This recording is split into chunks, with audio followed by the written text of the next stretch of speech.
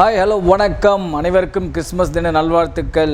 Retro திரைப்படத்தோடைய title teaser இப்போ சமீபத்தில் தான் வெளியாகியிருக்கு.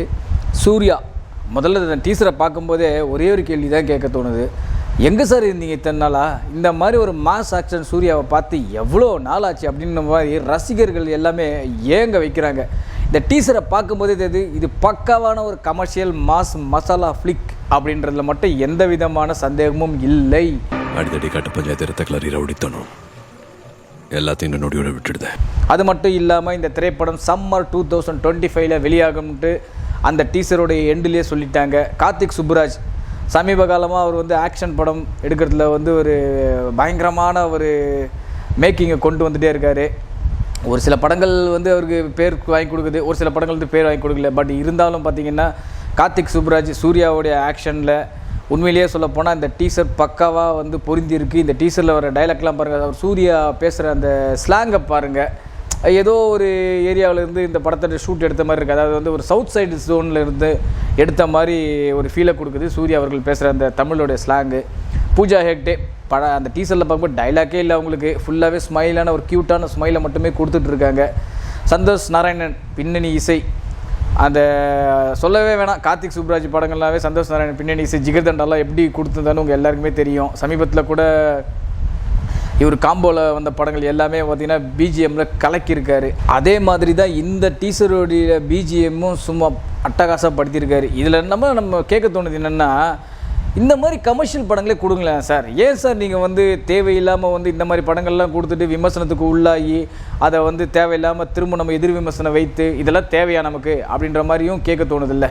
ஸோ இந்த மாதிரி சூர்யாவுடைய மாஸ் ஆக்ஷன் நம்ம சூர்யாவை நம்ம ஆல்ரெடி பார்த்துக்கிட்டு தான் இருக்கோம். சிங்கமாக இருக்கட்டும், ஒரு அயனு, ஆதவன், சிங்கம் 2 இந்த மாதிரி சீரியஸ்லாம் பார்க்கும்போது ஒரு ஆக்ஷன் ஹீரோ சார். நீங்கள் ஒரு பிரம்மாண்டமான ஒரு ஆக்ஷன் ஹீரோ சார்.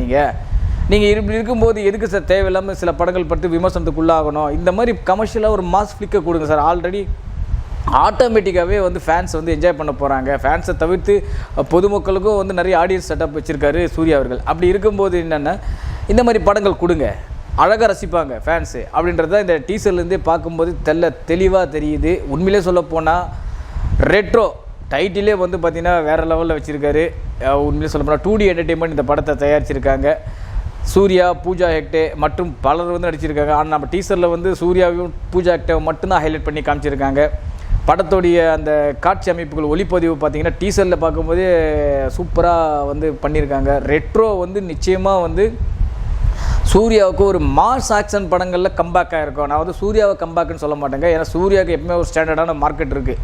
அது தமிழ்நாடாக இருக்கட்டும், ஓவர்சீஸாக இருக்கட்டும், ஆந்திரா, கர்நாடகத்தில் எங்கே வேணாலும் இருக்கட்டுங்க, அவருக்குன்னு ஒரு ஸ்டாண்டர்டான மார்க்கெட் இருக்குது. பட் ஆக்ஷன் படங்களில் ஒரு கம்பேக் கொடுக்குற படமாக இந்த படம் அமையும் அப்படின்றத மட்டும் எந்த விதமான சந்தேகமும் இல்லை. ரெட்ரோ திரைப்படம் எனக்கு தெரிஞ்சு மே மாதம் மிட், அதாவது 2025 மே மாதம் மிட்டில் வரத்துக்கு அதிக வாய்ப்புகள் இருக்குது.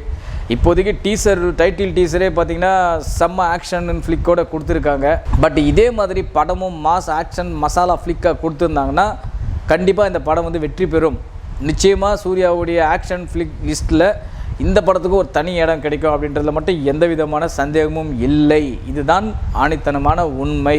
இந்த டீசர் வைத்து பார்க்கும்போது என்னென்ன சார், இந்த மாதிரி படங்கள் கொடுங்க சார், நாங்கள் பார்க்க ரெடியாக இருக்கோம் சார் ஆடியன்ஸ் அப்படின்ற மாதிரி தான் என்னுடைய தனிப்பட்ட கருத்து.